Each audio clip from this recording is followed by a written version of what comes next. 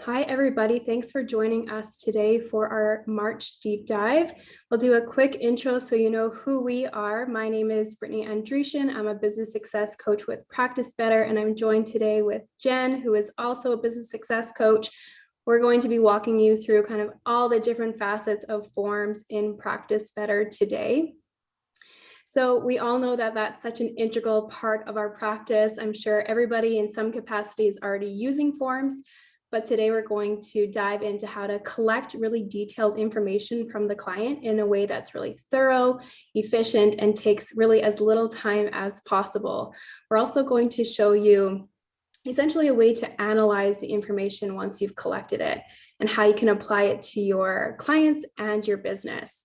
So as we go along today, please feel free to put any questions that you have on today's topic in the chat. We'll be pausing throughout the deep dive to answer them when we can. So we'll try and answer as many as possible. Just before we get into the actual content today, I wanted to run you guys through a quick list of what we're planning to tackle today.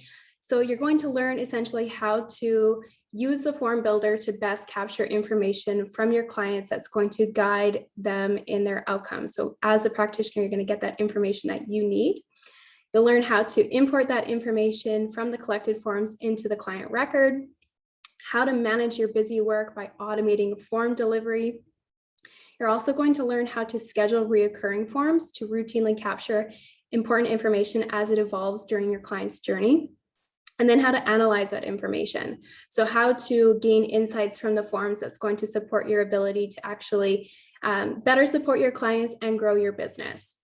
So just before we get started here, we have a question for you. What forms feature are you most looking forward to learning about today? So let us know in the chat what you're most looking forward to learning. We're excited to kind of dive into that. Let's see the chat here. We've got people from everything. Yeah, we're excited to dive into everything too. Creating your own template. Nice. Okay. Custom forms and importing. Sure. So first and foremost, I'm just going to quickly talk about some of the whys and the benefits to using forms in Practice Better. And then we'll get into more of the content on creating forms, and Jen will be demoing for us today. So first and foremost, when it comes to the benefits of using forms, really you can think of it as a way of providing accountability, support, and even engagement for your clients as you work with them. So you can think of it like through forms, you have a place for your clients to log their health information and their goals, which is actually going to give them a deeper level of self-awareness within, their health journey. And this can be a really important step when it comes to getting clients engaged with their the steps that they need to take and, just fostering that level of engagement that they need to meet their goals. So as a practitioner, it gives you this ability to get a really comprehensive and tangible look at the client's diet, lifestyle, and health trends. You can really get a grasp on all the different kind of interconnectedness of the different metrics of health and start to see patterns emerge. So this is just going to really help you, like I said, guide those clients to better health outcomes. And as you kind of learn how to review and analyze the forms, you'll really start to see those things take shape. So let's dive into how to create forms. Essentially in Practice Better, we have 4 different ways. The first being from a template. So Practice Better has a pre-built template that you can then customize to your own needs, and it just saves you a ton of time. You also have the ability to completely create a form from scratch. So this way you're kind of starting with a blank slate and using those different form elements to kind of include anything pertinent to what you practice and how you interact with your clients. We also have the ability to create a waiver. So a waiver is a little bit different from a form in the sense that it automatically includes a text block and a signature field. So this will ensure that you get acknowledgement from the client. So you can use this for things such as longer kind of text information. Maybe that's something like a service agreement or a form that you'll want signed. It'll just save you a little bit of time when you're actually going to create that type of form. And then you also do have the option of uploading an existing form. So uploading different file types, maybe that's a PDF, which can then be sent straight from Practice Better to your clients. And then clients will just have to kind of fill it out outside of Practice Better. So as we go through everything today, one thing I want you guys to keep in mind is to think of your client journey and all the steps that they go through from onboarding through their final session with you. So keeping that in mind and ask yourself along the way, what forms possibly could you introduce that's going to help support both the client, but also you in getting that information you need to guide them. So maybe you're already, using some of the more basic forms like intakes and follow-ups. Most of us start there, but there's always an option to eventually add more as your practice and your offering starts to evolve.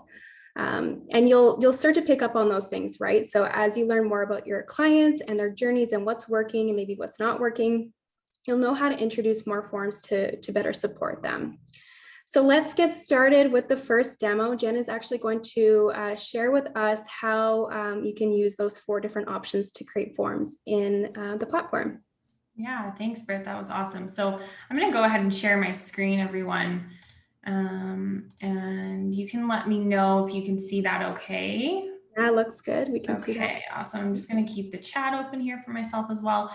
Wonderful. So yeah, like Britt said, I'm going to walk you through sort of those different options when you're creating a form and how you can actually do that sort of step by step in the platform. So the first thing that we're going to start with is creating a form from a template. So in order to get to your forms section of the platform, you'll just head to My Practice, Forms and Waivers. So this is where everything related to creation of forms happens. And as you can see, I have quite a few different forms already created in my library. However, we're going to again look at creating firstly from a template. So clicking the red fast action button in the bottom right-hand corner of your screen, we're going to choose create from template. So this is the first option, and we'll go into all these other options as well. So create from template. So as you can see here, this is a list of existing form templates that we have for you in the platform. And so this is just allowing you to have sort of a starting point. Instead of starting from scratch with building your form, which you can also do, and we'll go through that, you can choose to use one of the templates, which will, give you that starting point. So you can scroll through these, on your own side of the platform, but just to give you a little snapshot, as I scroll down, you can see a few of the different types of templates that we already have in the platform. So for the purposes of today, I'm going to just go ahead and use this intake questionnaire actually and show you how easy this is to create it from a template. So I'm just going to simply click on that template. And this is just letting me know that certain templates may have placeholders that we'll need to replace with your own personal information. So just to keep that in mind, it's just sort of a notification on that front. So we'll just go, got it. All right, wonderful. So this is the form builder. And, for those of you who I know in the comments, there were some people that were brand new, some people who have used our forms builder before. So yeah, this is the forms builder itself. Because we created this from a template, as you'll see, as I scroll down, there are a bunch of, existing form elements already added inside this form because we used a template.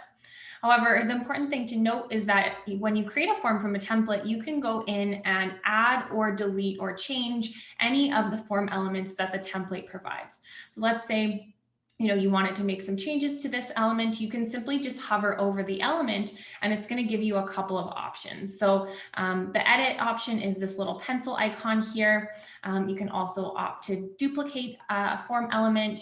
You can delete it if it's not relevant for you. And then these arrows allow you to move that up and down within the form. You can also use this little drag and drop option to move that form element as well.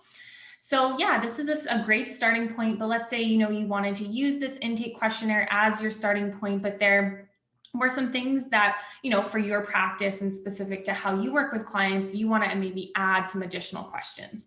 And so it'd be really easy to do that. So all you'll do is navigate to the right-hand side, and all of these little icons here are the form elements themselves. So I'll just run through what they are so that you have insight into the different types of questions you can include. So the first is a personal information section. So this is what you see right here. And so you can, if you go into edit, I'll just do that quickly. You can choose if you want to include or not include certain elements of that personal information section. So that's up to you. You can just uncheck those if it's not relevant to you, or you can leave it at it as is. You also have the option to add a signer. So this will be just asking your client for a signature when you send them the form. You can add a section title just to organize your form really nicely and keep it really clear if there's different sections.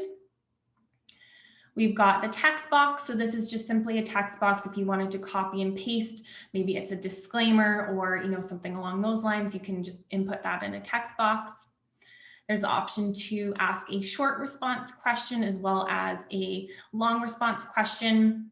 You can ask a yes or no question, check boxes, multiple choice, a multiple choice grid, which I'll show you what these are in a little bit. Just a regular grid, a table, a scale, a numeric response, a date and a time, just the time itself. And then there's a couple options to ask for your client's healthcare provider or insurance. Let's just scroll over that, health insurance information. You can ask them for a contact person, and then you can also use this last option here to make a page break, which if you have a really long form, that can be a nice way to just break it up for your client. So instead of just scrolling, keeping, scrolling down and down, there'll be a page break. So then they can actually just click next page instead of having to just scroll down in one long line. So that's how this template is set up here, because you can see that there's a second page. So that's just a brief overview of what the form elements are. So, let's say with this template, you wanted to add a yes or no question, you just simply click on that form element and that will bring it up here for you to add the question itself.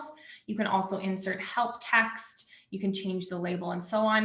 And I'll go more into detail on these form elements when we build one from scratch, but I just wanted to share that so you have some context. All right, wonderful. So while we're in this template, what I wanted to do is highlight a couple of the other tabs when you're building your form. So right now we're in the Form Builder tab, and we're going to head over to the Conditional Flows tab. So conditional flows basically allow you to show or hide specific form questions based on which answer your client inputs. And this will make more sense once I show you how to make it. But basically your conditional flows can be triggered when you have a yes or no question, a multiple choice question, a checkbox question, or a personal information with a gender question. So adding these conditional flows is beneficial because it's a really nice way to streamline your form and save time for your client, because it'll only provide them with relevant questions to them, kind of thing. All right, so let's create a new conditional flow just so you can see sort of an example of what this looks like and sort of how this works. So I'm just going to click on the red fast action button here to add a new conditional flow. And so one of the examples I'm going to use, because I'm sort of bound by what's already in the template, but this is the one that seemed to make the most sense. So let's say you have a question for your client around their bowel movements, and you want to have another question follow up with that only if they answer yes. So if they answer yes to straining to have a bowel movement, then you can choose if you either want to show or hide a specific question. In this case, we want to, let's say, show, and let's say we follow up with this question: do you take laxatives? And so this is just one example based on what's already in this template, but I thought it sort of exemplifies it nicely in that if your client answers yes to this question, then this next question will sort of pop up as a follow-up, okay? So you could do this either way, like you could have this be no as well, and then you could either show or hide the question. So you have some flexibility there with the conditional flow, but this is sort of just one example of how you could make that work. And I'll show you in a moment to actually what that's going to look like on the client side when they go to actually fill out that form. Right? So we'll see sort of how that looks and what happens when the client clicks yes. You'll be able to see that next question sort of populate, if that makes sense. So I'm going to go ahead and save that conditional flow. And then again, we'll come back to seeing what that looks like in a moment. All right, wonderful. And the one thing that I just wanted to add on conditional flows is that once we set up a conditional flow and we're back in our form builder, you'll notice that there's this little orange icon here on the left-hand side of this form element. And so this is letting me know that I've set up a conditional flow for this specific form element. So it's just a nice way as you scroll through your form to just sort of, highlight to you where there are conditional flows already set up. So as I scroll down here, we'll be able to see the one I just set up on the bowel movement piece. So then you can even just click that to go in and edit that if you need to, but it just, signifies to you where that conditional flow is set up. All right, wonderful. Okay, so the next piece that I wanted to highlight is the totals and averages. So this is another option you have in the form builder. And so this section allows you to set up either grand totals or averages based on numeric questions. So that's a really important part of this, is that this will only work if you've inserted a numeric form element. So it has to be that type of form element for this to work, okay? So I'm going to show you how to set one up to sort of exemplify maybe an example of when you might use this.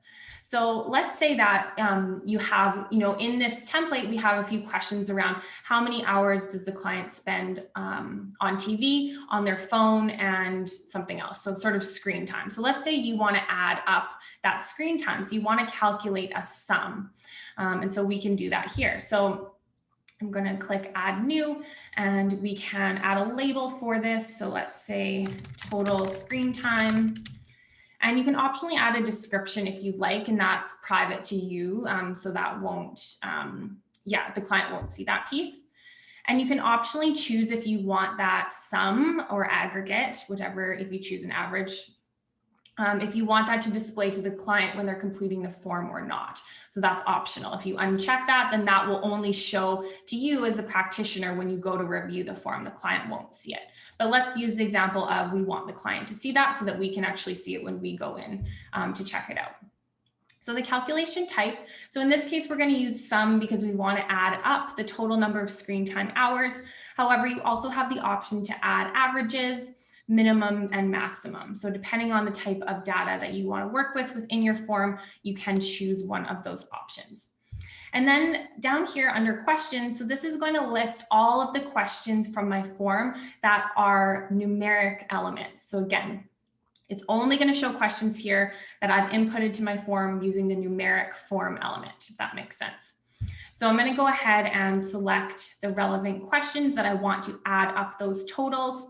So in this case, again, we're using the example of screen time, and I'm going to go save. Okay, so now that's set up for us, and that will calculate the total value of those numeric input that the client adds to the form when they complete it. And I'll show you what that looks like once we go through it. Okay, Britt, are there any questions? I feel like this is, there's a lot to cover in these sections. So if there's anything. We do have one from Carol. So Carol asked, can you change the wording of the personal information element? So she's wondering what's included in that personal information element and whether it's customizable.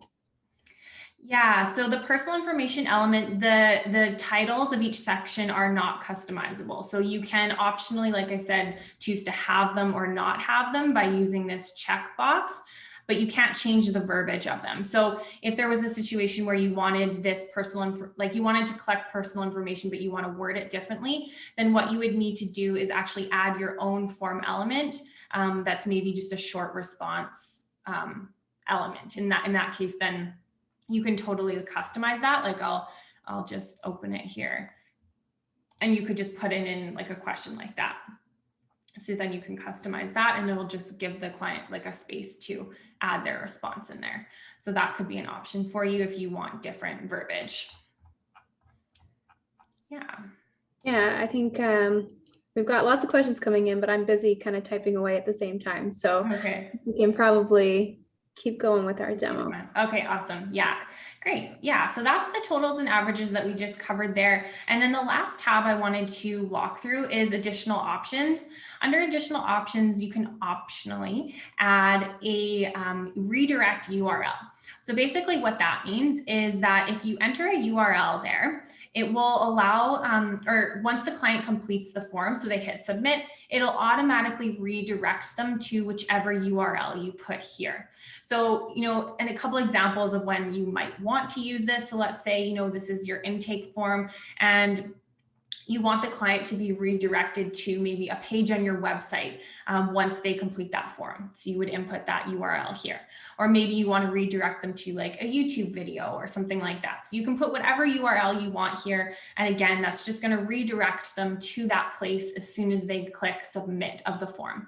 So that can be really helpful if, another example could be maybe, let's say it's an application, like a discovery call application or something along those lines, and you have like some sort of like welcome or like encouragement video that you want to share with them after they complete that form to like, keep them motivated to actually join the call and stay compliant to that. Like you could link that there too. So there's lots of different ways you could use that, but that's optional. It's not required, but a great option if that's relevant for you. All right, so I'm going to actually save and exit, and we are going to go take a look at this intake questionnaire and see how it's going to look when the client goes to fill it out, just so I can highlight a few things for you. So here's that intake questionnaire that I just created, and I'm going to click on the 3 dots here, the more options, and we'll go through all of this in a minute, but I just, for the purposes of sharing this, I'm just going to go like this, and this is going to take us to the form itself. And Britt, just making sure you can see that okay. Yeah, that looks good. Okay, awesome. Yeah, so this is sort of what it'll look like to the client. And a couple of things that I wanted to highlight was the conditional flow that we set up. So I'm just going to scroll down to that bowel movement question. That's right here. So remember we set that up so if the client answers yes, there'll be another question around, do they take laxatives, that will populate. So as you can see here, I'm going to select yes, and there it is, that pops up. So it's sort of a follow-up question. But if the client selected no, then that wouldn't show up at all. So it just, really streamlines the form and makes it really relevant to the client because they're not having to like skip past or answer questions that aren't relevant to them kind of thing. So it's a really nice way to use conditional flows from that perspective. And I'm going to scroll down to the second page of the form here to highlight that totals and averages piece. So we set that up to calculate the total screen time. So here are those questions. So let's say this client has a lot of screen time. So they input those numerical values, and as we scroll down to the bottom, you'll be able to see that the total screen time has populated here. So again, that's optional to have your client be able to see that. You can just like uncheck that box that we went through, and then only you'll be able to see it as a practitioner. So you can decide, what makes sense for you. So those are the 2 things I just wanted to highlight so you could sort of see exactly how the conditional flow and the totals and averages actually looks in practice when your client is completing that form. All right, wonderful. Okay, any questions, Brett, that I should address before I move on here? Let's take a look here. One question for you. So I know you can attach numbers to, say, the scale form element. Will that work for the averaging and totals using the scale? So no, so it won't. So the only form elements that you can do for that is from the numeric form element itself. So I'm going to go in and build a form from scratch, and I'll show you what I mean by that in a moment, if that's okay. Okay, yeah, I think that is good for now. We can move on to the next little bit here. Okay. Actually, can clients save input information, come back later to complete, or do they have to complete the form all at once? Yeah, so they do have to complete it. Like it will auto save, but if they then like exit out of the form, it won't, they can't come back to it. Like if they click the link again, it'll just be blank. So that's a good point. You'll want to make sure you let your client know that. But if they like keep the window open, then it should be fine. It's just if they exit out of that, then it'll be lost. Yeah. Yeah. Perfect. Okay. Yeah. All right, so I'm going to move on to creating a form from scratch. So I went into a lot of the features in the template, but I actually wanted to walk you through like actually adding a couple specific elements of the form, how you do it from scratch. So clicking on the red fast action button again under the forms and waivers section, I'm going to hop up to create form. And just as a side note, I know Britt mentioned this earlier, but you also have the option to create a waiver. And to be honest, the only difference is that if you click to open the waiver, it's going to give you a text block and a signature field automatically. But if you create a form, there'll be nothing there and you'll have to create it from scratch. However, you can always add both of those elements in if you need them. So using a waiver is just a nice way to save a little time if you know you need a text box and a signature field. So just wanted to mention that. All right, so I'm going to click create form. And this is going to look very similar to what we were just looking at with the template. However, again, this is empty, right? So we're going to go ahead and add a name. So in this case, let's create like a weekly stress check-in form, just as an example. So we'll name that form, and then you can also give it a description if you like. That's optional. And now we're going to actually go ahead and start building the form. So the first element that I wanted to use is this scale. So let's say we want to ask a question around what are your current stress levels? And we want the client to answer that on a scale of 0 to 10. So we can choose what we want the low end of that to be. Let's say we want 0 and we want it to go up to 10. And then you can also label that. So let's say 0 is no stress and 10 is extreme stress. You can sort of customize that. You can also include help text just as like a prompt for your client. And I'll show you in a minute what that looks like. And then you can optionally have each question be required or not. So by default, it's not required, but you can toggle that on to green, and then that will be required. We can go done. And there's the question. So as you can see, there's the main title in bold here, and then that little prompt text is just right underneath. So if there's sort of like a follow-up question you want to ask or just some like more context, you can put that in. And then those descriptions are just here below. All right, so actually, and I'll go in, and I know there was a question about the numeric, about the sums, and if you could use different elements for those. And so the answer is you can only use the numeric element if you want to add those sums or averages. So this is the numeric element here. So you would have to use this element itself to ask a question if you want to be able to use that sums and averages function. So hopefully that answers the question. Yeah, and so there's lots of other form elements. So let's say we want to also have a short response. Maybe what are your biggest stressors this week? You know, these are just examples, but just sort of to give you a sense for how this would work when you're building a form. And then I also wanted to actually show the multiple choice grid, which is this guy right here. So with this one, I'm just going to build it quickly. And so let's say we wanted to ask our client, what are their biggest coping mechanisms that they used this week?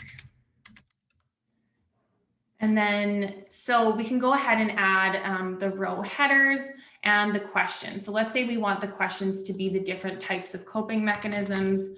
So maybe food, alcohol, shopping, you know, just an example. And then we want them to rate that on maybe never, sometimes, or frequently.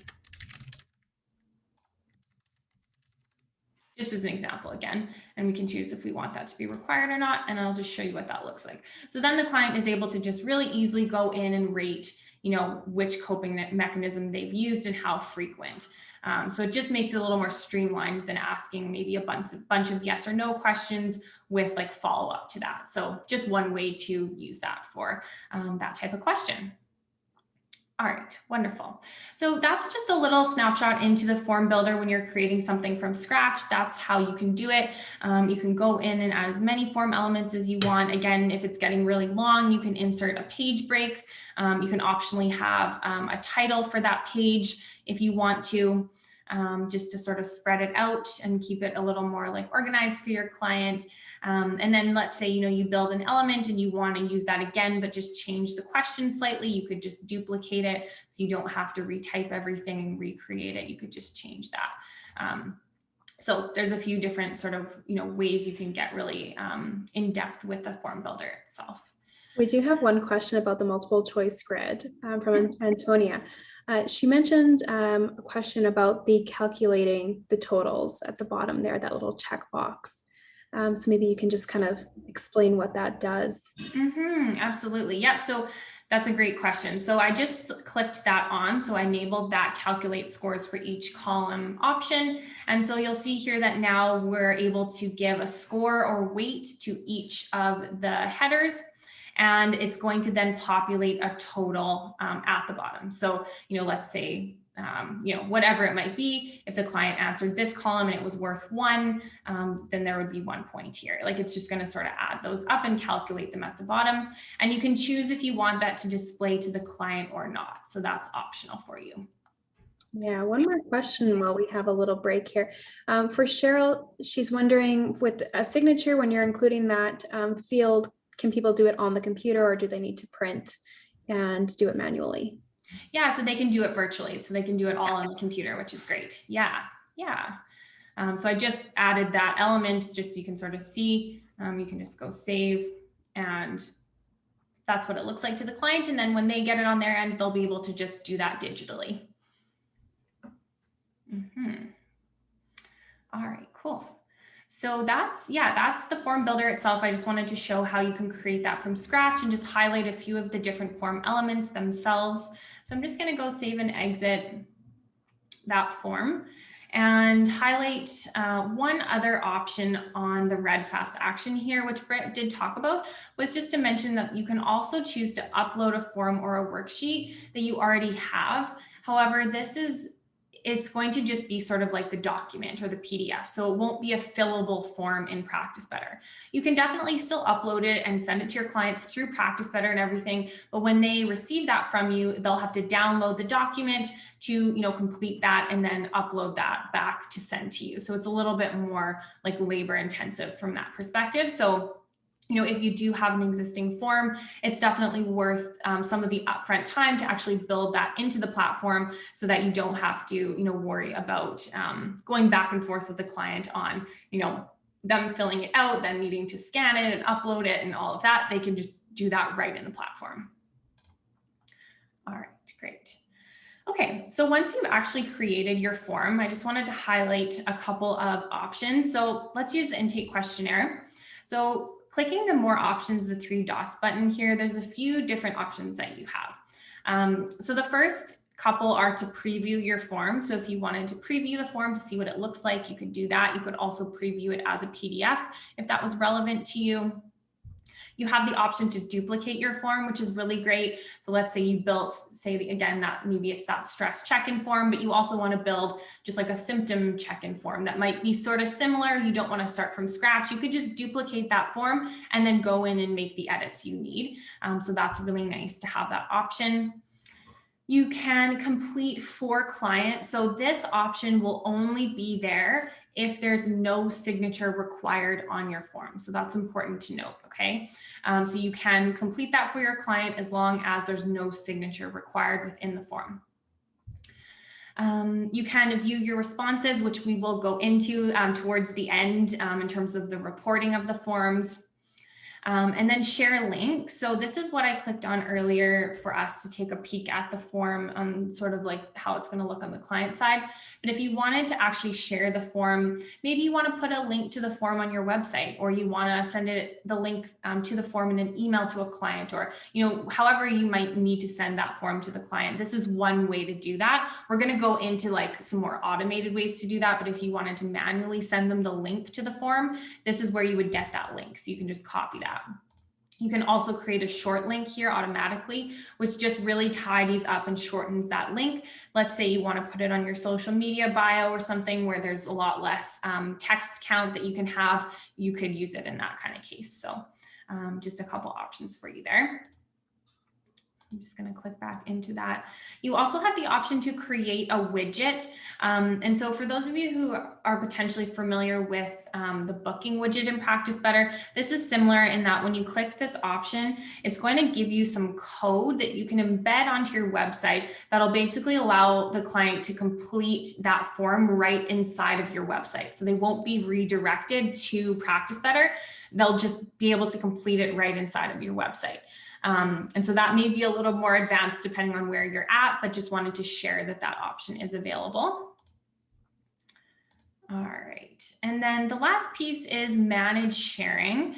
And so this one I wanted to share. So if you are on a team plan, you'll see this option here that you can choose to share your form with your team members. So you can choose who you want to share it with and so on. But if you're not on a team plan, you'll see this share access code option. Now, I want to mention that you're only going to see this option if you've created the form on your end. So if you're the owner of the form, basically. And then in this case, you'll be able to toggle that on, and you could maybe share this access code with a colleague. So let's say you created an intake questionnaire and you want to share that with your colleague who also uses Practice Better. You can copy this access code and share that with them, and then they can input that form into their own Practice Better account. So it's basically a copy of the form. It's not going to be like the exact, like if you make changes and they make changes, it's not speaking to each other. It's just a copy of it kind of thing. So you don't have to start from scratch. All right. Okay. So those are sort of the main options around your form once you have them complete. And hopefully that gives you some insight into how you can start to build your form using a template and build it using from scratch, and, you know, all of the different form elements that are available to you. I mean, with forms, there is a lot that you can do, especially with the form builder. So the biggest thing is to really just, you know, test it out. So go into the form builder and play around with it. And, you know, hopefully this gives you some good guidance to really get started. Awesome. Yeah. So much great information. We've got lots of questions rolling in, but we've got lots to cover still. So I'm going to kind of go into our next little section. I think it's so important, you know, as you're thinking about the creation of these forms, to kind of put yourself in your client's shoes and think what is going to be the simplest way for them to, right? When we're thinking about a streamlined workflow and creating a really efficient system, you have to think about things from their perspective as well. So it's really nice that Practice Better helps keep it simple for you and the client, and that just helps mitigate that chance of a client either not returning a form in a timely manner or dealing with just those inefficiencies of the back and forth along the way. We've probably all been there where we're just kind of going back and forth over email, and it's just so ineffective and inefficient. So yeah, so nice that clients can fill forms out right from their computer or their phone, even if they're building, you're building things out in Practice Better, and then they'll get the notifications to their inbox and client portal. All right, do we have any questions, Jen, that we want to just quickly pause for? Let's see here. Yeah, I saw some questions asking about like automating a form to be sent when a discovery call is booked. And that's something we're going to go into in a little bit. So we're all of the sort of automations around forms as well as recurring forms. We're going to go into that in a bit. So we'll walk you through all of that. Yeah, definitely. Yeah, let's go into form mappings. I think you guys are going to love this feature. So essentially what form mappings are, it allows you to transfer information that's been submitted via form into your client's file. So ultimately, this saves you a lot of time from having to manually review and go through the form when you're looking for a specific piece of information, especially when you start to use multiple forms in your practice. Can be one of those situations where you're kind of like, which form did I see that answer in? And you're trying to dig through all the ones that you've collected. So it just helps keep things really streamlined and efficient when you need to reference information in the future. So yeah, if you have a situation where you have multiple forms where there's maybe similar information collected, or you've used the same style of question on two different forms, and the client has filled it out slightly differently, you can have the mapping record both answers. And this also stands for reoccurring forms. So if you have a form that's being sent out, whether it's weekly or monthly, you can have those answers mapped, and they're just going to kind of go in ascending order. So Jen is actually going to show you how to set this up in your platform so that you can take that information from a collected form and put it into the client record. Yeah, awesome. Thanks, Britt. So yeah, so mapping is something that we get lots of questions around. And so we're excited to walk you through this today. And so, yeah, basically, like Britt was saying, this feature allows you to import data from specific areas of your form into your client's record. So we're going to go through what that looks like.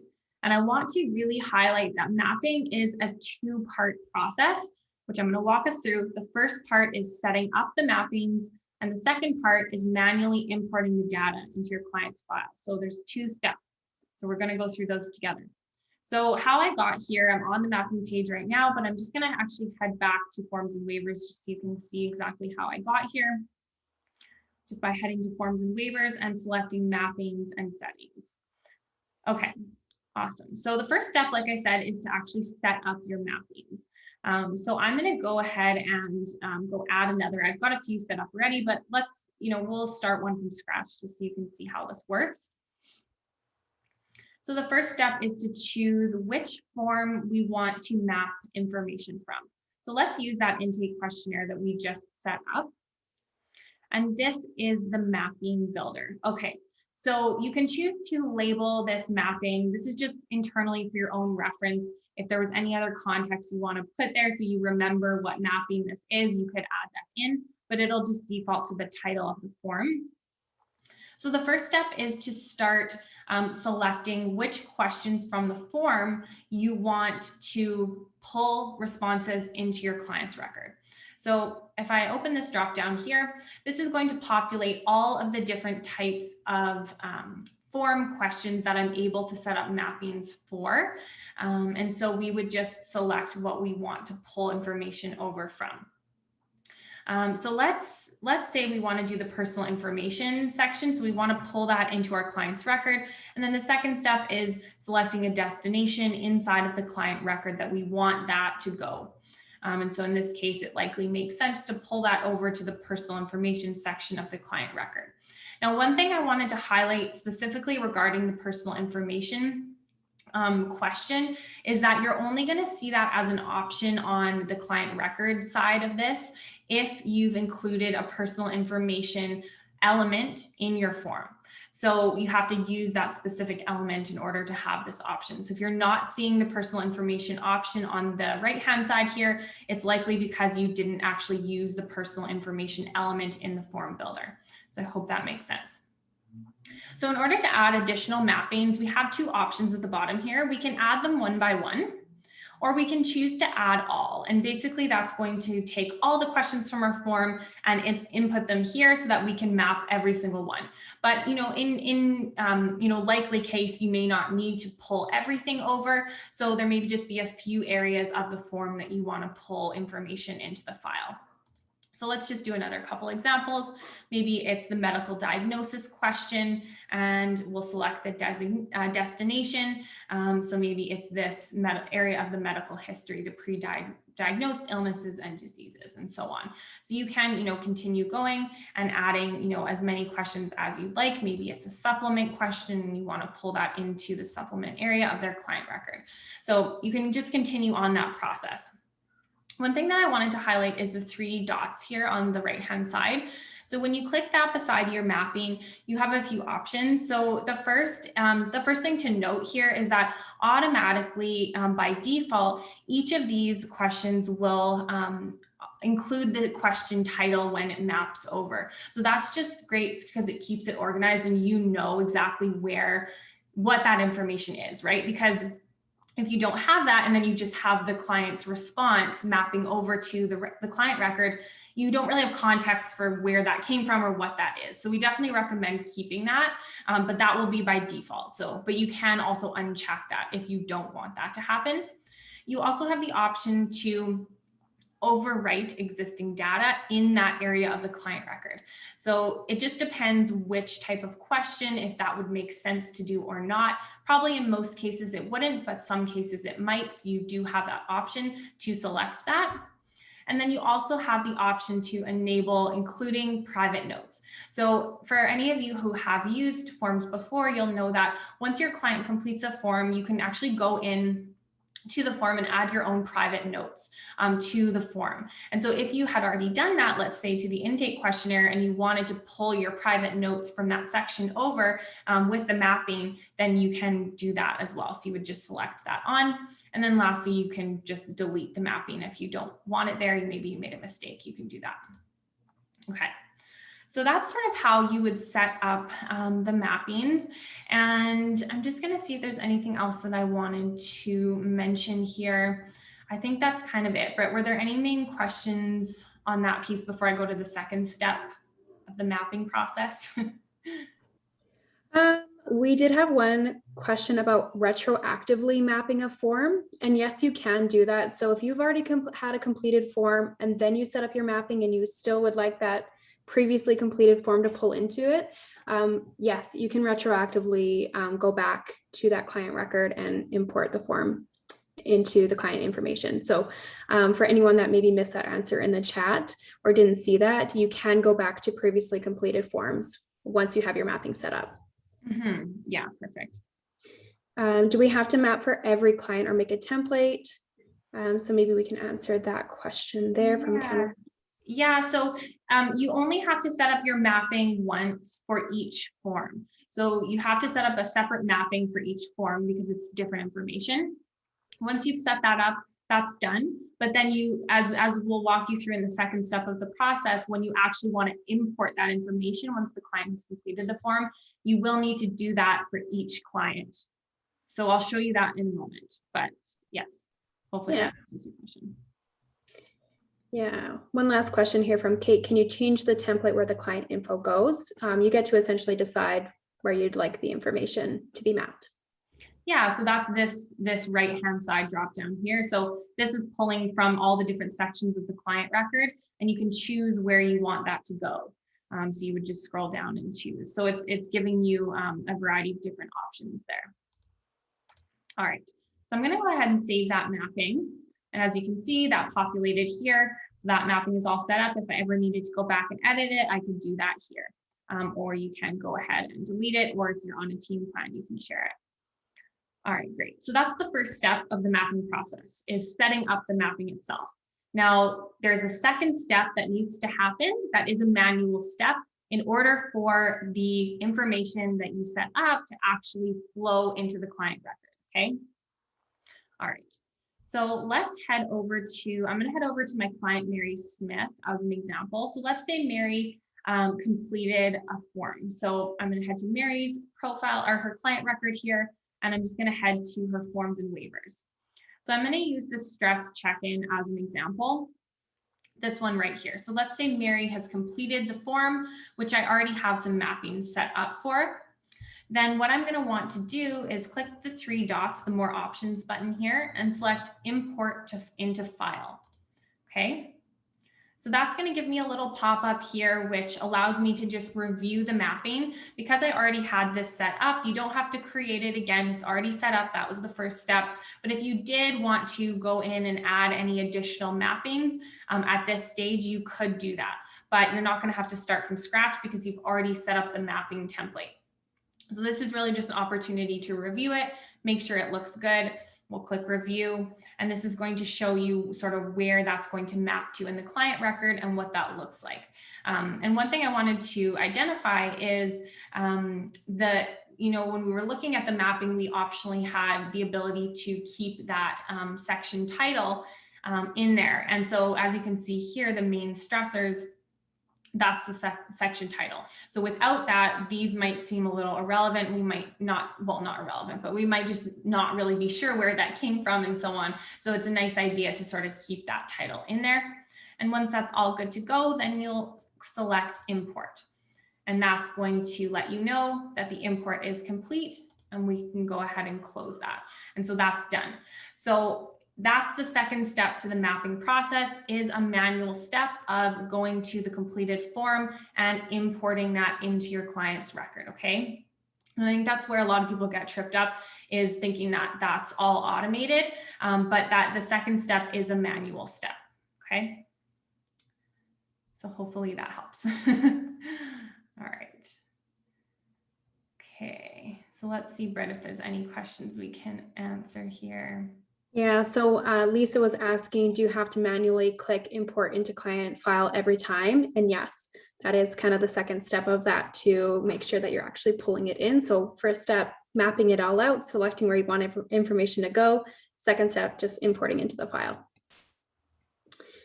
Can you map to client notes? No, so client notes, you can't pull information, I don't believe, into client notes from the forms. You're just pulling it into the actual information in the client record. We did also have a question about where you find the client record. It's just where you click kind of their profile in the platform. Yeah, so if I just headed to my clients and I have a few clients sort of saved here, just going to click on Mary Smith. And this is her client record. So when we talk about client record, this is what it refers to. So this is sort of everything that's going on in relation to Mary. We're focusing on forms today, so we won't go into this in depth, but this is where you can find under forms and waivers, all of Mary's or whichever clients completed and sent forms. Yeah, exactly. All right. I think we can maybe move on now to form automations. Jen, if you're all good with that. Yeah, let's do it. All right, so for those of you who are not familiar with form automations, it's kind of exactly as it sounds. It's a way for you to automatically have a form sent out, kind of automates those day-to-day tasks, right? So a question for you guys, let us know in the chat, who has ever forgotten to send a form to a client?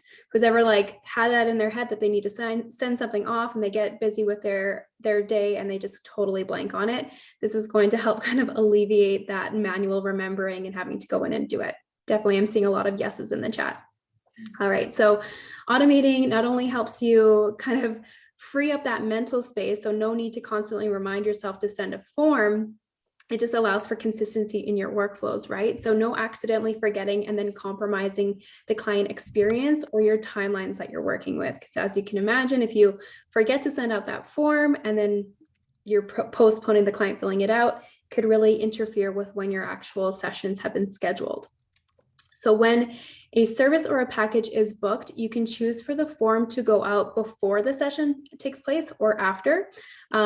What you choose in that regard, so before or after, will depend on the service and what form you're looking to have sent out. So an example of sending a form before and automating that, maybe you want to have your intake forms sent out, or maybe a check-in form before a follow-up session takes place. And when we think about the after and sending a form after, maybe that's something like a feedback form or some kind of post-session or program survey that you want to collect feedback from. So Jen is actually going to hop on to demo again how to create these automations in your practice. Yeah. So we love automation. So I'm excited to share this one with you all. So to set up your form automations, you're just going to go to My Practice and Automations right there. So you'll see I have a ton of automations set up, so just don't worry about those because we'll set this up from scratch so you can see exactly how this works. And I see Sharon says, I see that you're a Friends fan too. Yes, all my test clients, many of them are Friends character names, just to keep it kind of fun. Yeah, all right, so when we're ready to set up a new automation, we're going to click the red fast action button in the bottom right-hand corner here. And this is going to bring up all of the different types of automations that there are in Practice Better. However, today we're going to focus on these two because, again, we're, of course, looking all at forms today. So let's look at this first one. So this is going to allow us to send forms automatically after a booking is confirmed. So I'm just going to click on this so we can set this up. So you'll add a name to that, but let's move on to the other pieces first.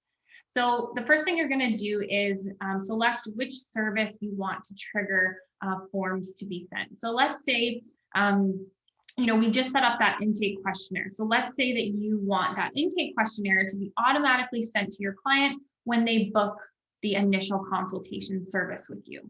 So we're going to go ahead and select that service. Now, what's available in this dropdown is based on whichever services you've set up in your own Practice Better platform. So this will look different for everyone, but in this case, we're going to use my initial consultation service as an example.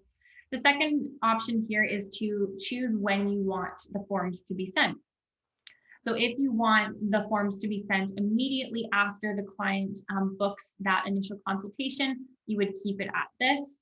But if you want the forms to be sent maybe before or after the session date itself, then you can also do that. So that could be helpful if, say, you're wanting to send a client, maybe it's a check-in form and you want them to complete that, let's say 2 days before your session. So then in that case, you would select this one, and then you'd have the option to choose how many days before or after the session you want that form to be sent. So in that example I just gave, let's say it's 2 days before the session. So that's also an option for you as well. But following the same example with the intake questionnaire, we're going to have that be sent immediately. And then we're just going to scroll down here and we're going to select which form we'd like to send. And again, following this example, that's the intake questionnaire. You can also select multiple forms if that makes sense for you, but we're going to just keep it to one in this example. You have the option to allow the client to complete the form multiple times. And that just means that they would be able to click that link for that form to complete it again if you wanted them to, but it's not going to like prompt them to do so. It's just going to allow them to do so if they come back to that form link, basically. So as I scroll down, I just want to highlight at the bottom here, you also have the option to add additional notes when you're sending your form. So if there were additional instructions that you wanted to share with the client on maybe how to complete the form or some nuances around, some of the form questions, or just a note to say hello, whatever it is, you can put that here. And then we'll need to give this a name again. So let's say, send my intake questionnaire once initial consult is booked. And again, this is just for your own reference. The client won't see this. This is just so that when you go back to your automations, your list of automations, you know what this is. And then we'll go create. All right, so that's as simple as that. So now what that means is, again, once the client books that initial consultation, they'll immediately be sent that intake form. So that's how that would work with that workflow. So hopefully that helps exemplify that. Britt, are there any questions on that one? Let's just take a look here. So we have a question from Katrina. Can you automate the NAQ being sent since it isn't a form? So the NAQ integration that we just recently introduced is a little bit different. So it won't quite apply to the same type of forms that you're sending out in this situation. Yeah, and then we had a question about if you are selecting the client to be able to fill out a form multiple times, how that works. So basically every time that trigger occurs, based on how you set up the automation, the client will be notified that they have a form to be filled out. So if you have multiple follow-up sessions and they're booking those in, and you have an automation set in relation to that, they will get to have that notification to fill out a new form. Again. Yeah, good question. And I know, we sort of had an hour plan, but we'll just, if there's anyone that's able to stick around, we'll just run you through a couple more things. There's a lot to dive into with forms. So yeah, so the other thing I wanted to show quickly was just the second automation here with regards to forms. And this is sending forms after a package is confirmed automatically. And so this is going to function very similar to the previous example. However, this is a package is going to be a trigger instead of a service. So as you can see here, you have the option to select which package you want to trigger the automation. So let's say it's a booking of my health reset package. And then again, we're just going to select which form we want the client to complete with regards to that automation. So very, very similar. It's just the trigger is going to be the package being booked instead of a service. So you have both options. All right. Okay, good. So should we jump into recurring forms? Yeah, so this is a relatively new feature that we've introduced in the past little while. So recurring forms. So this is something that's available on Professional Plus and Team plans of the different tiers of memberships that we offer. So recurring forms offer slightly similar functionality in that they kind of send a form without you manually having to do so. So How they differ from automations is that they're sent either daily, weekly, or monthly on repeat rather than being triggered by a certain event. So a booking of a package or a session. So the same form will be sent multiple times depending on how often you choose for it to recur. So if this is new to you and you're kind of wondering how this plays into your practice or why you would send the same form multiple times, this could be something that you introduce as an accountability or support strategy for your client. It also allows for you as the practitioner to stay apprised of, your client's current symptoms, their goals, or other metrics that you're tracking through a form on an ongoing basis. So it gives you kind of that history that you can really see. And through that, you'll be able to kind of directly compare and see the evolution of your client's progress. So when we think about all of that, reoccurring forms are a great complement to say an ongoing package where a client will have multiple follow-up sessions, or maybe you're running a program and each module you'll want to have a check-in with each module. So some of our users I wanted to share with you have also talked about that after a client has finished up, say, a package or a session, they still want that accountability piece with their practitioner. We have clients, users who are offering this to their clients, just reviewing a form every so often just to make sure that they're staying on track with their goals. So you can get really creative with how you offer different ways to use a recurring form. So something like a check-in every Friday to evaluate symptoms, wins, challenges, something of that nature. You could also ask your client to complete a feedback survey every month for the duration of their package or program with you, or even just at the very end. And then you could also do something like a quarterly goals form. So if you're working really long-term with your client, maybe it's something like a 12-month package, you're with them for quite a long duration of time, you could introduce something like a quarterly goals form. So again, Jen is going to show you how to actually put this into practice and how to set this up in Practice Better. Yeah, absolutely. So when we're looking at setting up recurring forms in the platform, this is actually done from your client's record.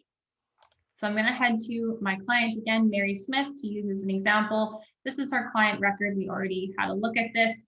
And we're going to head into her forms and waivers section of the client record.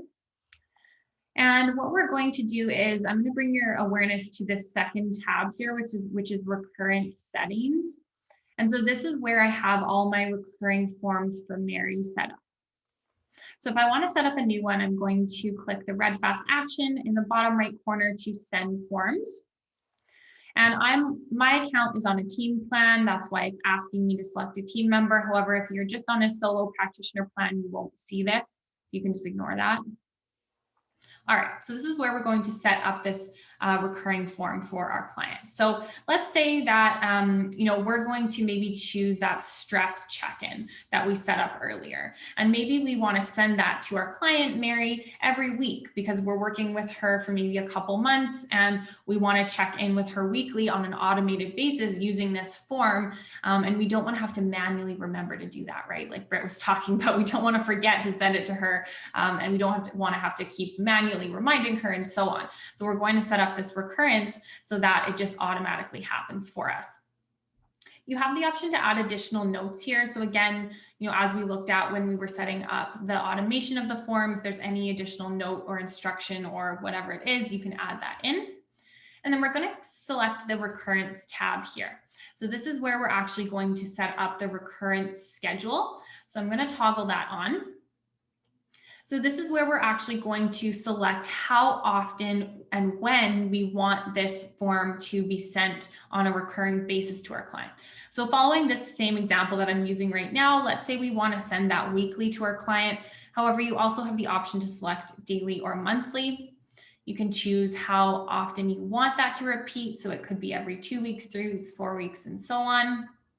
In this case, we're going to have it repeat weekly. And this option will allow you to select when you want to send the first form. So you can choose a calendar date for that. So that allows you to get really granular with this. And you can also choose the time of day that you want those forms to be sent to your client.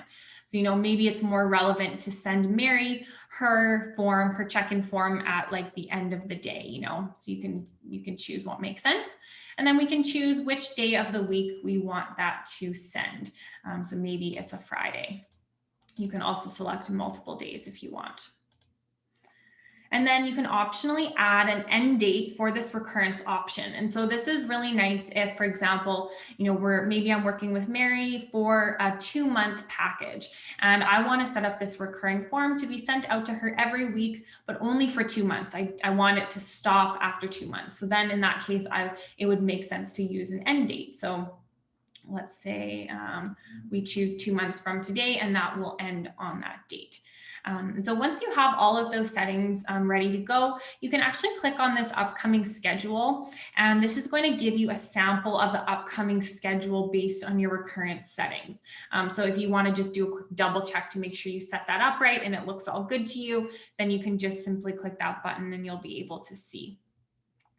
All right, and the other piece here, which it notes at the bottom, but you as a practitioner will receive a notification when the scheduled forms are sent to your client. So even though it's automated, you'll still get a notification letting you know that it has gone out, which is nice.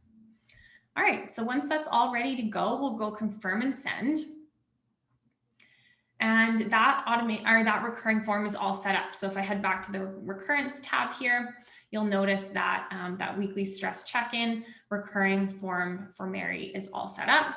If you ever needed to make any changes, you can just go edit here, and you can also choose to delete that recurrence, or you can pause it. So the pausing option is nice if, let's say a client reaches out to you and wants to pause their services with you for a certain amount of time, or, maybe it's a holiday and you don't want the recurring form to go out for a few weeks or whatever, you could just come in and pause it instead of deleting it. And then you can, so let's say I paused it, and then it'll let you know it's paused, and then we can go back and enable it if we're ready to start it up again. So just wanted to share those few options as well. All right, we have a couple questions in relation to this. So Antonia asked, can the recurrent forms automatically be scheduled or attached to a certain package? So if a client has booked a particular package. No, so yeah, so with the form automation and the recurring forms is separate. So if you want to have a form sent out to your client automatically when they book a package, that's a one-time thing, unless they book that package multiple times. So at the moment for the form automation that we were looking at before, that's only a one-time thing.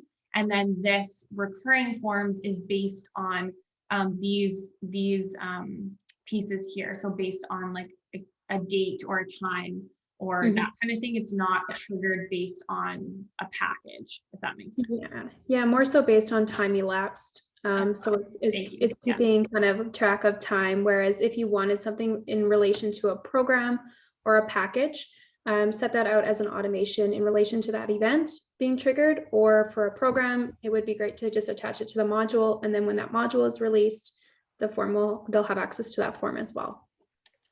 Yeah. All right. We have one question from Diane. If it's paused, how does the calendar aspect of it work when it's turned back on? So if someone's say on a monthly reoccurrence and you pause it for a month, when you set it back to send, how will that work? Yeah, so it'll just sort of engage again based on these recurring options. So it'll just, if it's set to send out on every Thursday and you enable that back on and say a Wednesday, then it'll be sent that next day kind of thing. But if you enabled it back on like a Friday, it wouldn't be sent till the following Thursday. So it would still continue to follow that same schedule. Yeah. So basically Antonia is asking, are the reoccurrent forms client specific? So yeah, you're setting these up based on the client and their needs. And then once you have that kind of schedule set for the form, then Practice Better is sending them out automatically. All right. So now maybe we can go into the form summary report. So this is a feature that is available for starter, plan, or hire. So just wanted to note that. So we've shown you all these different ways of sending forms out, getting really kind of crafty with how you're creating them to make sure that you're getting the information that you need and the most kind of thorough and efficient way as possible. But what's next? So how can you really start to analyze the information, notice any trends or patterns emerging and you can do so by utilizing the form summary report. So that allows you to basically to view and analyze multiple submissions of the same form. So analyzing the information in this way is going to help you notice those trends that I've mentioned about your clients as a whole. So where are the commonalities between them and what are the common problems maybe that they're struggling with? You can start to ask yourself those types of questions. And that will help you kind of start to make really informed business decisions, right? So you can start to understand things that they're all experiencing, or maybe things that are a bit more one-offs. And that's going to help you kind of change maybe up the way that you're supporting your client, help you scale your practice, and just ensure that your offerings are aligned with who you're serving in the best way possible. So if you start to notice these patterns with your clients, maybe it's going to just inspire that shift a little bit about what you offer. So as an example, maybe you specialize in something like PCOS, and you see a lot of people are mentioning that one of their main health complaints or the things that they're really struggling with is acne. So maybe you want to collaborate with someone like a dermatologist or a holistic esthetician just to provide this like new offering and a way to support your clients with something that they're really struggling with, even though as a practitioner, you know that the root cause is something like PCOS. So just kind of an example of the type of information that you can start to gather by using the form summary report. So Jen is actually going to walk us through how to do this in the platform. Mm-hmm. Yeah, so on my screen here, I've just gone to my practice and we're going to head to reports. So there are a handful of different types of reports available in Practice Better. However, today we're going to focus on the form response summary report. So what you're going to do, the first step is to select which form you want to pull a report on. So let's use that stress check-in form. I have some data collected for that one. And there's a few other filters that you can optionally choose. So you can filter by date sent, if that makes sense to you. So maybe you want to only pull the responses from the forms completed this month, this quarter, this year, whatever it might be, or maybe a previous month last year. I'm just going to leave it at any date for now. You can also filter by tag. So if you have a specific tag set for a group of clients and you only want to view their responses in the report, then you can optionally select a tag. And then if you're on the team plan, you can filter by practitioner. So that's only relevant if you're on the team plan. All right, in this case, I'm just going to leave all those filters open and we're just going to look at the report for that stress check-in form. So I'm just going to go submit there. So as you can see, this pulls a really nice visually appealing report for us. And at the top here, you'll be able to see the total number of responses, the total number of questions in that form, and then the percentage completed, which may be helpful for you as you're doing your analysis. So as we scroll down, you'll be able to see the different types of questions have different types of graphs, basically. So, this type of question asking, what is your current stress level? That was that scale. That's going to populate in this nice little diagram here. And one thing that you can also do if you want to actually see all the responses individually is you can click on this toggle and that will bring up all the responses here. So you can review them for each individual client if you want to. As we scroll down, this is another question. So this was a short answer form element, and it's going to sort of give us this cool word bubble. Basically, the bigger the word, the more responses there are for that. And you can hover over each one and it will let you know how many responses there were. So that's kind of cool because then you can start to see, oh, okay, what are the biggest stressors of many of my clients? It looks like work and family seem to be the top ones. So it's just really a really nice way to sort of analyze that data in a little bit more of a visual way without having to manually go through it. And then lastly, we had a question around the coping mechanisms, and that is displayed in this sort of bar graph here. So that gives you just a little insight into the types of questions and how they're displayed in this report. I wanted to highlight at the top right here, if you want to expand and display all of the individual answers for each question, you can toggle them on in just one click. Instead of having to go through and manually click on each question, they'll just all expand for each one. If that's relevant. So some of the questions may not have additional answers. If it were just like a numerical value, it may not, but you have that option. This little cloud will allow you to download a report. So if you want to have this data in an Excel spreadsheet, this is how you would do it. You would just click download report, and that's going to give you an Excel spreadsheet. And lastly, you can optionally save this report. So let's say this is something that you want to go back to often and you don't want to have to like manually pull it every time. You can just go save report. You can give that a name and go save. And then I'll show you, if we just head back to the all reports tab, now you see under saved reports that you have your stress check-in. So you can then just simply click on that and navigate to that really easily without having to sort of start over in terms of the different filters on the left-hand side there. So that's a nice option for you. One thing I wanted to highlight is the ability to use this if you're collecting feedback and testimonials from your client.